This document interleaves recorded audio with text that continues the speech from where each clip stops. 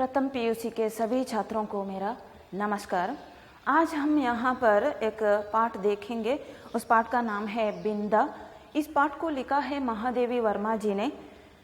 महादेवी वर्मा को आधुनिक युग की मीरा कहा जाता है। महादेवी वर्मा का जन्म हुआ है फर्रुखाबाद में और उनकी प्रारंभिक शिक्षा हुई है इंदौर में। महादेवी वर्मा को यामा नामक काव्य संग्रह पर ज्ञानपीठ पुरस्कार प्राप्त हुआ और उन्हें पद्म भूषण पुरस्कार भी प्राप्त हुआ है। महादेवी वर्मा को विक्रम विश्वविद्यालय उज्जैन द्वारा मानद डॉक्टरेट वह भी उपाधि प्राप्त हुई है। महादेवी वर्मा ने यहाँ पर जो बिंदा पाठ दिया है, ये बिंदा महादेवी वर्मा की बाल्य सखी है। जो सौतेली माँ से पीड़ित बाल्य सखी बिंदा या विंध्येश्वरी इस नाम से परिचित है वह लड़की, उस लड़की बिंदा या विंध्येश्वरी के बारे में यहाँ पर महादेवी वर्मा ने बताया है। महादेवी वर्मा को छायावादी कवयित्री कहा जाता है या महादेवी वर्मा छायावादी कवयित्री भी रही है। यहाँ पर जो बाल्य सखी बिंदा के बारे में महादेवी वर्मा ने बताया, वह लड़की खिलने से पहले ही मुरझा गई थी। कारण यह है सौतेली माँ। सौतेली माँ के द्वारा सताई गई, खिलने से पहले ही मुरझा जाने वाली इस निरीह बालिका या इच्छा रहित बालिका के बारे में महादेवी वर्मा ने इस पाठ में बताया है। ಮಹಾದೇವಿ ವರ್ಮ ಅವರು ಇಲ್ಲಿ ಕೊಟ್ಟಿರುವಂತಹ ಈ ಪಾಠ ಬಿಂದ ಅಥವಾ ವಿಂಧ್ಯೇಶ್ವರಿ, ಈ ಬಿಂದ ಪಾಠ ಅಥವಾ ಈ ಬಿಂದ ಅನ್ನುವ ಹುಡುಗಿ ಮಹಾದೇವಿ ವರ್ಮ ಅವರ ಬಾಲ್ಯ ಸಖಿಯಾಗಿದ್ಲು, ಬಾಲ್ಯಕಾಲದಲ್ಲಿ ಇದ್ದಂತಹ ಗೆಳತಿಯಾಗಿದ್ಲು. ತನ್ನ ಸೌತೇಲಿ ಮಾ ಅಂತ ಹೇಳಿದ್ರೆ ತನ್ನ ಮಲತಾಯಿಯಿಂದ ಏನೆಲ್ಲ ಕಷ್ಟಗಳನ್ನು ಅನುಭವಿಸಿದ್ಲು, ಅರಳುವುದಕ್ಕಿಂತ ಮೊದಲೇ ಮುದುಡಿ ಹೋದಂತಹ ಈ ಗೆಳತಿ ಬಿಂದ, ಅವಳ ಜೀವನದ ಕುರಿತು ಮಹಾದೇವಿ ವರ್ಮಾ ಅವರು ಇಲ್ಲಿ ಹೇಳಿಕೊಂಡಿದ್ದಾರೆ. ಅದನ್ನು ಇವತ್ತಿಲ್ಲಿ ನಾವು ನೋಡುವ. महादेवी वर्मा एक स्कूल में या हाई स्कूल में हेडमिस्ट्रेस थी. जब वह अपने स्कूल में थी तब वहाँ पर एडमिशन लेने के लिए एक लड़की अपने माता पिता के साथ वहाँ आती है. तो उस लड़की को महादेवी वर्मा ने एक बार झांक कर देखा, उसे ऊपर से नीचे एक बार देखा. वह लड़की 14 वर्ष की लड़की थी, 9वीं कक्षा में एडमिशन लेने के लिए वहाँ पर आई थी, अपने माता पिता के साथ थी. तो वह लड़की कैसी थी देखने में, उन विचारों के बारे में इस पहले पैराग्राफ में महादेवी वर्मा ने बताया है. अगर आप लोगों के पास टेक्स्ट बुक है तो उस टेक्स्ट बुक को देखिए. सभीत सी आंखों वाली उस दुर्बल, छोटी और अपने आप ही सिमटी सी बालिका पर दृष्टि डालकर मैंने सामने बैठे सज्जन को उनका भरा हुआ प्रवेश पत्र लौटाते हुए कहा, आपने आयु ठीक नहीं भरी है, ठीक कर दीजिए, नहीं तो पीछे कठिनाई पड़ेगी. महादेवी वर्मा ने उस अपने सामने जो लड़की बैठी है, 9वीं कक्षा में एडमिशन लेने के लिए आई हुई है अपने माता पिता के साथ, लेकिन वह लड़की 14 वर्ष की लड़की जैसी नहीं दिख रही है. इसलिए महादेवी वर्मा ने एक बार उस लड़की की ओर देखा तो वह लड़की कैसी थी देखने में, सभीत सी आंखों वाली. सभीत, सभीत मतलब आंखों में भय था, भीत भय, आंखों में भय था. सभीत सी आंखों वाले, आंखों में भय भरा हुआ था. उस दुर्बल, दुर्बल मतलब बहुत ही क्षीण, बहुत ही वीक थी, कमजोर थी वह लड़की और छोटी थी, बहुत ही छोटी, और अपने आप ही सिमटी सी बैठी थी, अपने आप ही सिमटी सी. वह फ्री होकर नहीं बैठी हुई थी, अपने आप में सिमट कर वह बैठी हुई थी। उस बालिका पर, जो दुर्बल और आंखों में भय भरा हुआ उस लड़की के तरफ एक बार देखकर, दृष्टि डालकर महादेवी वर्मा ने एक बार जो प्रवेश पत्र था, उन लोगों ने जो प्रवेश पत्र दिया था, उसे एक बार देखा। उस पर लिखा था कि 14 वर्ष की लड़की है। इसलिए महादेवी वर्मा ने उस प्रवेश पत्र को वापस देते हुए उस लड़की के पिता से बताया, लड़की के पास बैठे हुए जो उस लड़की के पिता हैं, उससे बताया, आपने आयु ठीक नहीं भरी है, आपने इस लड़की की जो उम्र है, 14 वर्ष उम्र है, उसे नहीं ठीक से नहीं लिखी है, क्योंकि वह लड़की वैसे नहीं दिख रही थी 14 वर्ष की लड़की जैसी वह नहीं दिख रही थी। इसलिए महादेवी वर्मा को संशय हुआ कि यह 14 वर्ष की लड़की नहीं है और वह 9वीं कक्षा की लड़की भी नहीं है। इसलिए महादेवी वर्मा ने उस प्रवेश पत्र को वापस लौटाते हुए पिता से, उस लड़की के पिता से बताया, आपने इस लड़के की उम्र ठीक नहीं भरी है, उसे ठीक कर दीजिए, नहीं तो आगे आपको इस लड़की की शिक्षा के विषय में यह उम्र जो है वह आपको मुश्किल कर देगी या वह आपके लिए कठिनाई होगी। अगर आपने अभी उसे ठीक नहीं कर दिया तो आगे आपको भविष्य में मुश्किल का सामना करना पड़ेगा। तो उस पिता ने, उस सज्जन ने बताया, नहीं, यह तो गत आषाढ़ में 14 की हो चुकी है। यह तब उस सज्जन ने, उस लड़की के पिता ने बताया, नहीं, बीता हुआ जो आषाढ़ मास है, आषाढ़ महीने में इसको 14 वर्ष कम पूर्ण हुआ है।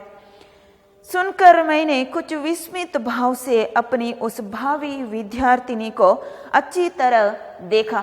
सज्जन ने बताया, इस लड़की की उम्र ठीक है, 14 वर्ष की ही लड़की है यह, हम लोगों ने जो प्रवेश पत्र है उस पर ठीक ही लिखा है इस लड़की की उम्र।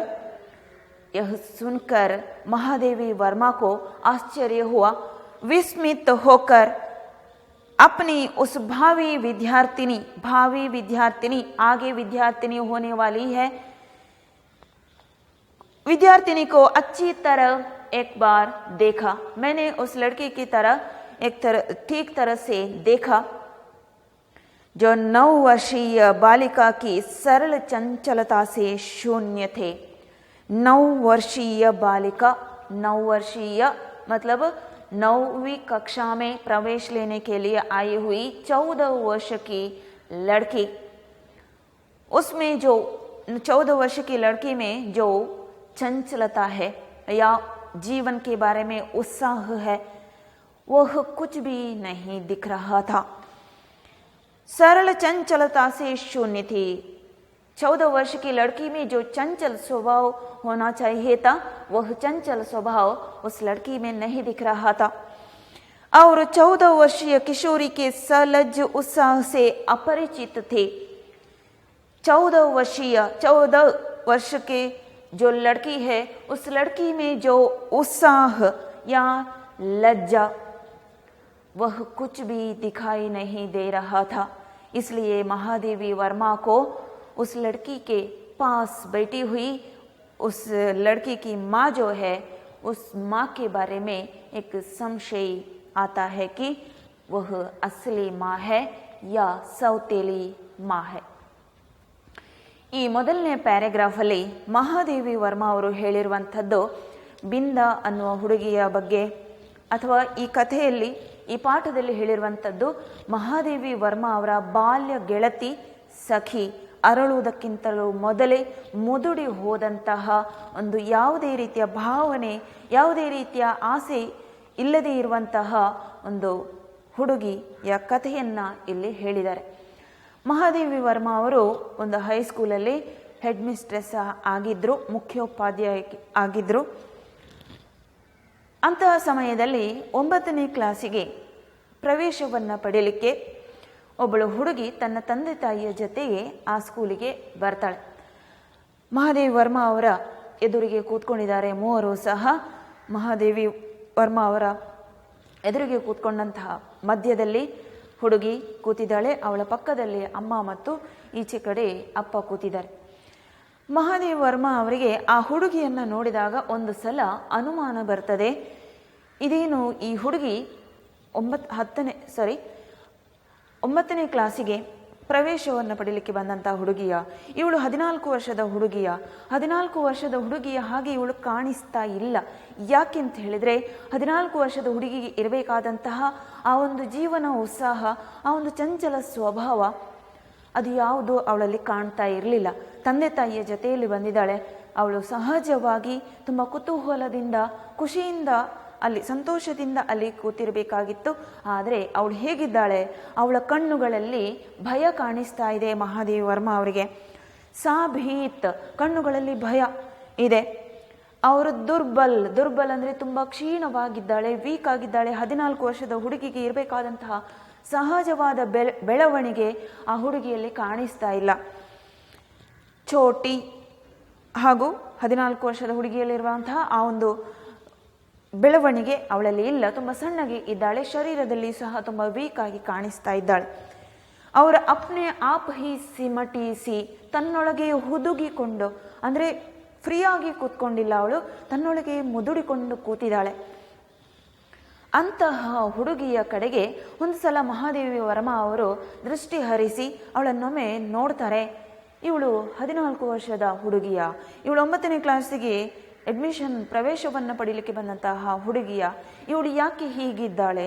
ತಂದೆ ತಾಯಿಯ ಜೊತೆಗೆ ಬಂದಂತಹ ಹುಡುಗಿ ಸಂತೋಷವಾಗಿರಬೇಕಿತ್ತು, ಯಾವುದೇ ರೀತಿಯ ಭಯ ಅವಳಲ್ಲಿ ಇರಬಾರ್ದಿತ್ತು, ಕುತೂಹಲದಿಂದ ಇರಬೇಕಾಗಿತ್ತು, ಚಂಚಲ ಸ್ವಭಾವ ಅವಳಲ್ಲಿ ಇರಬೇಕಾಗಿತ್ತು. ಆದರೆ ಅದು ಯಾವುದೂ ಇಲ್ಲದೆ ಭಯದಿಂದ ಮುದುಡಿಕೊಂಡು ಗಂಭೀರವಾಗಿ ಕೂತಿದ್ದಾಳೆ. ಆಗ ಮಹಾದೇವಿ ವರ್ಮಾ ಅವರಿಗೆ ಒಂದು ಮನಸ್ಸಿನಲ್ಲಿ ಅನುಮಾನ ಬರ್ತದೆ, ಇವಳು ಯಾಕೆ ಹೀಗಿದ್ದಾಳೆ? ಇವಳ ಪಕ್ಕದಲ್ಲಿ ಕೂತಂತಹ ಈ ಹೆಂಗಸು, ಅವಳ ಕೂತಿರುವಂತಹ ಈ ತಾಯಿ ಅನಿಸಿಕೊಂಡವಳು ಇವಳ ನಿಜವಾದ ತಾಯಿಯ ಅಥವಾ ಮಲತಾಯಿಯ? ಹಾಗಾಗಿ ಆ ಅನುಮಾನದಿಂದ ಆ ಒಂದು ಸಂಶಯ ಮನಸ್ಸಿನಲ್ಲಿ ಹುಟ್ಟಿದ ಕಾರಣ ಮಹಾದೇವಿ ವರ್ಮಾ ಅವರು ಕೊಟ್ಟಿರುವಂತಹ ಆ ಒಂದು ಪ್ರವೇಶ ಪತ್ರ ಏನಿದೆ ಅದನ್ನು ವಾಪಸ್ ಕೊಡ್ತಾ ಹೇಳ್ತಾರೆ, ನೀವು ಇದರಲ್ಲಿ ಈ ಹುಡುಗಿಯ ವಯಸ್ಸು 14 ವರ್ಷ ಏನು ಬರೆದಿದ್ದೀರಿ ಅದು ಸರಿ ಇಲ್ಲ ಅಂಥೇಳಿ ನನಗೆ ಅನ್ನಿಸ್ತಾ ಇದೆ. ಅವಳ ವಯಸ್ಸನ್ನು ಸರಿಯಾಗಿ ಬರೀರಿ, ಇಲ್ಲದೇ ಇದ್ದರೆ ಮುಂದೆ ಅವಳ ಶಿಕ್ಷಣಕ್ಕೆ ಅದು ತೊಂದರೆಯಾದೀತು, ಮುಂದೆ ಇದರ ಬಗ್ಗೆ ನೀವು ಕಷ್ಟವನ್ನು ಅನುಭವಿಸಬೇಕಾದಿತ್ತು.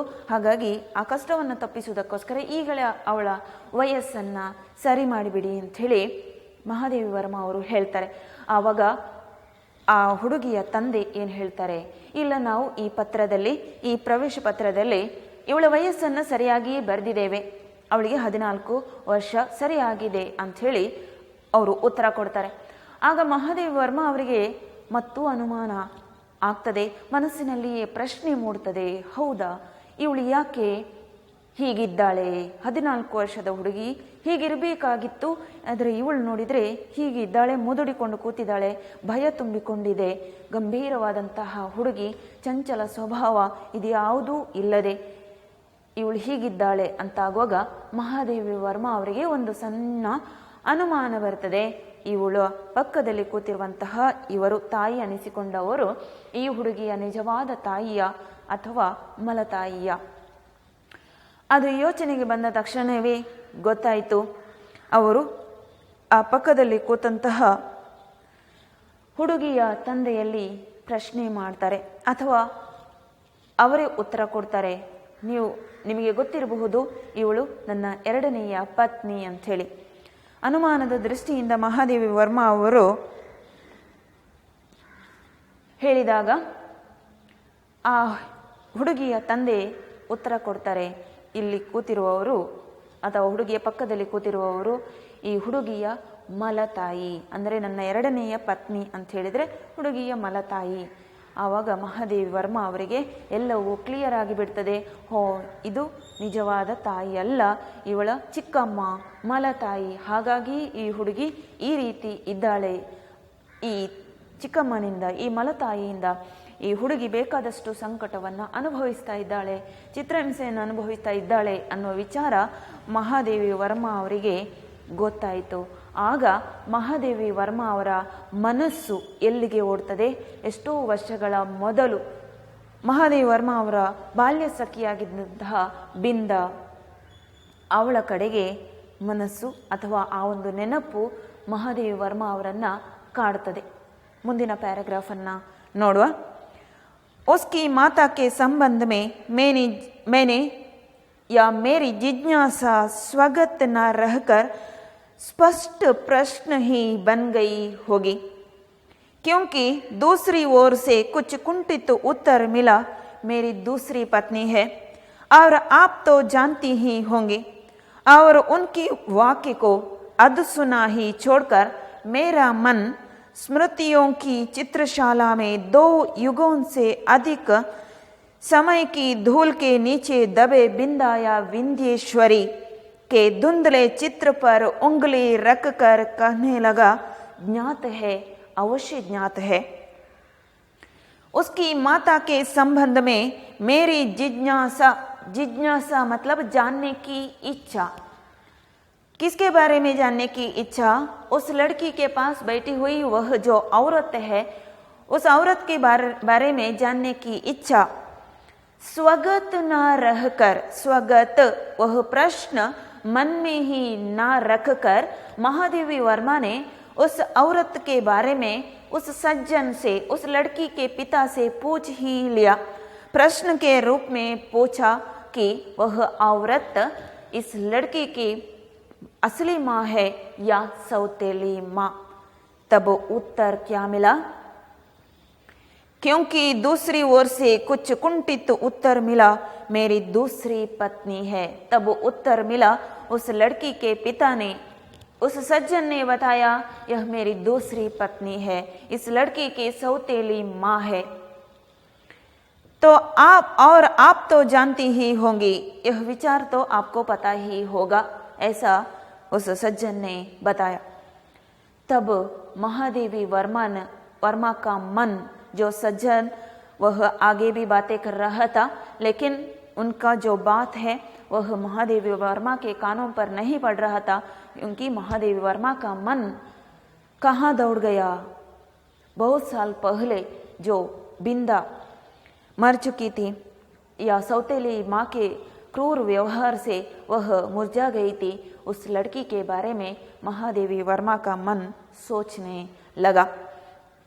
उनके वाक्य को अधसुना ही छोड़कर मेरा मन स्मृतियों की चित्रशाला में 2 युगों से अधिक समय की धूल के नीचे दबे बिंदा या विंध्येश्वरी, बिंदा अथवा विंध्येश्वरी के धुंधले चित्र पर, धुंधला चित्र, धुंधला मतलब नॉट क्लियर, वह स्मृतियों की चित्रशाला में दबा हुआ है वह चित्र, इसलिए क्लियर नहीं है। अभी उस लड़की को देखकर या लड़की के पास बैठी हुई उसकी सौतेली माँ को देखकर महादेवी वर्मा के मन में उस बिंदा लड़की का एक चित्र स्मृति पटल में आ गया और वह चित्र महादेवी वर्मा से पूछने लगा, क्या तुम्हें मुझे मेरी याद है या नहीं?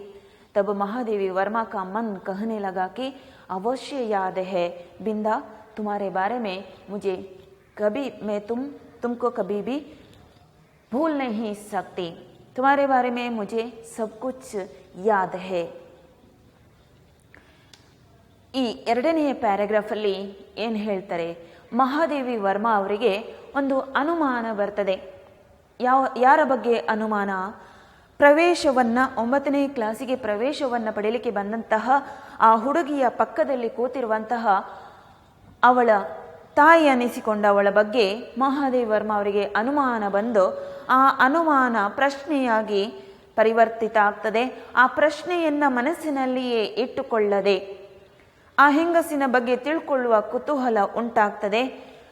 ಹಾಗಾಗಿ ಪ್ರಶ್ನೆಯ ಮೂಲಕ ಮಹಾದೇವಿ ವರ್ಮಾ ಅವರು ವಿಚಾರಿಸ್ತಾರೆ ಹುಡುಗಿಯ ತಂದೆ ಹತ್ರ, ಇವರು ಯಾರು? ಇವರು ಈ ಹುಡುಗಿಯ ನಿಜವಾದ ತಾಯಿಯ ಅಥವಾ ಚಿಕ್ಕಮ್ಮವ. ಆಗ ಏನು ಉತ್ತರ ಸಿಗ್ತದೆ? ಆ ಹುಡುಗಿಯ ತಂದೆಯಿಂದ ಉತ್ತರ ಸಿಗ್ತದೆ, ಇವಳು ನನ್ನ ಎರಡನೆಯ ಪತ್ನಿ, ಅಂದರೆ ಈ ಹುಡುಗಿಗೆ ಮಲತಾಯಿ. ಆ ಉತ್ತರವನ್ನು ಕೇಳಿದ ತಕ್ಷಣ ಮಹಾದೇವಿ ವರ್ಮಾ ಅವರ ಮನಸ್ಸು ಎಲ್ಲಿಗೆ ಓಡ್ತದೆ? ಎಷ್ಟೋ ವರ್ಷಗಳ ಕೆಳಗೆ ಮುದುಡಿ ಹೋದಂತಹ, ಬಾಡಿ ಹೋದಂತಹ, ಅಥವಾ ಅವಳ ಮಲತಾಯಿಯ ಚಿತ್ರಹಿಂಸೆಗೆ ಒಳಗಾದಂತಹ ಬಿಂದ ಅಥವಾ ವಿಂಧ್ಯೇಶ್ವರಿಯ ನೆನಪು ಉಂಟಾಗ್ತದೆ. ಅವರ ಮನಸ್ಸು ಅಲ್ಲಿಗೆ ಓಡ್ತದೆ. ಅವರ ಮನಸ್ಸಿನ ಮೂಲೆಯಲ್ಲಿ ಬಿಂದನ ಒಂದು ಚಿತ್ರ ಮಸುಕಾಗಿ ಕುಳಿತಿತ್ತು. ಆ ಮಸುಕಾದ ಚಿತ್ರ ಈಗ ಮತ್ತೆ ಅವರ ಸ್ಮೃತಿ ಪಟಲಕ್ಕೆ ಬರ್ತದೆ, ನೆನಪಿಸ್ತದೆ. ಆ ಚಿತ್ರ ಮಹಾದೇವಿ ವರ್ಮಾ ಅವರನ್ನು, ಅಥವಾ ಮಹಾದೇವಿ ವರ್ಮಾ ಅವರಲ್ಲಿ ಆ ಚಿತ್ರ, ಬಿಂದನ ಚಿತ್ರ ಪ್ರಶ್ನೆ ಮಾಡ್ತದೆ, ನಿನಗೆ ನನ್ನ ನೆನಪಿದೆಯಾ ಅಥವಾ ನನ್ನನ್ನು ಮರೆತು ಬಿಟ್ಟಿದೆಯಾ? ಆಗ ಮಹಾದೇವಿ ವರ್ಮಾ ಅವರ ಮನಸ್ಸು ಹೇಳ್ತದೆ, ಖಂಡಿತ ನೆನಪಿದೆ, ನಿನ್ನ ನೆನಪು ನನಗೆ ಯಾವತ್ತೂ ಮಾಸಿಲ್ಲ, ನಿನ್ನನ್ನು ನಾನು ಯಾವತ್ತೂ ಮರಳಿಕ್ಕೆ ಸಾಧ್ಯನೂ ಇಲ್ಲ ಅಂಥೇಳಿ ಮಹಾದೇವಿ ವರ್ಮಾ ಅವರ ಮನಸ್ಸು ಹೇಳ್ತದೆ. ಅವಶ್ಯ ಜ್ಞಾತ ಹೇ, ಜ್ಞಾತ ಮುझे अवश्य ही ज्ञात है. आगे के पैराग्राफ में, थर्ड पैराग्राफ में महादेवी वर्मा बताती है, बिंदा या विंध्येश्वरी किस समय की बाल्य सखी थी. बिंदा मेरी उस समय की बाल्य सखी थी जब मैंने जीवन और मृत्यु का अमित अंतर जान नहीं पाया था. जीवन और मृत्यु का अमित अंतर, जीवन और मृत्यु के बीच में बहुत अंतर है. अपने नाना और दादी के स्वर्ग गमन की चर्चा सुनकर मैं बहुत गंभीर मुख और आश्वस्त भाव से घर भर को सूचना दे चुकी थी कि जब मेरा सिर कपड़े रखने की अलमारी को छूने लगेगा तब मैं निश्चय ही एक बार उनको देखने जाऊंगी. ना मेरे इस पुण्य संकल्प का विरोध करने की किसी को इच्छा हुई और ना मैंने एक बार मरकर कभी ना लौट सकने का नियम जाना. इस तीसरे पैराग्राफ में महादेवी वर्मा ने बिंदा के बारे में बताया है. किस उम्र में, किस समय में बाल्य सखी थी बिंदा महादेवी वर्मा को. महादेवी वर्मा यहाँ पर बताती है, उस समय की बाल्य सखी थी जब मुझे पता नहीं था कि जीवन और मृत्यु या मरण के बीच में कितना अंतर है. जो व्यक्ति इस भूमि पर, इस पृथ्वी पर आता है, या जो जीव इस पृथ्वी पर आता है, उसे एक न एक दिन मरना ही है. यह जीवन का नियम है. लेकिन यह जीवन का नियम मुझे उस समय पता नहीं था. मतलब अज्ञान अवस्था, बाल्य में हमें कुछ भी ज्ञान नहीं रहता, मुग्ध अवस्था में थे. उस समय मेरी बाल्य सखी थी बिंदा. क्योंकि दूसरी ओर से एक दिन क्या हुआ, अपने नाना और दादी के स्वर्ग गमन की चर्चा सुनकर, एक दिन क्या हुआ, महादेवी वर्मा को पता नहीं था, जो जन्म लेता है उसे मृत्यु निश्चय है.